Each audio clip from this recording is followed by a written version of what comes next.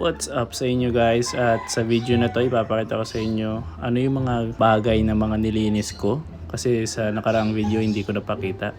Ito tinatanggal ko yung higaan dyan. Yung double deck. Sinimbalin ko na. Kasi para mabawasan ng kalat dito. Tingnan mo. Grabe ko.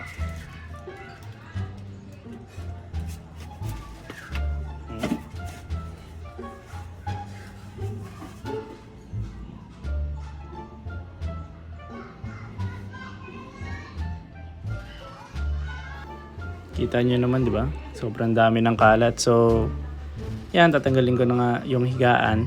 Tapos, dadalhin ko yan sa taas. Kung saan, dun muna yung bodega. Ayan. So, gagawin din naman yung taas. Pero, wala pang mga materyales. Pati, masyado pang makalat. So, ina-arrange ko muna lahat ng mga kalat. Tapos, itatapon ko yung mga pwede itapon. Tsaka, ikikip yung mga pwedeng ikip. Kasi alam niyo naman yung mga kalat sa bahay mabigat yon sa pakiramdam. Kaya mas gusto ko nang babawasan ng mga gamit. So ayun lang naman yung dahilan. Kaya ba't ko ginawa tong video na to. At ipakita sa inyo. So mag-iingat lang kayo palagi. Magdasal. At maging masaya. So bye bye.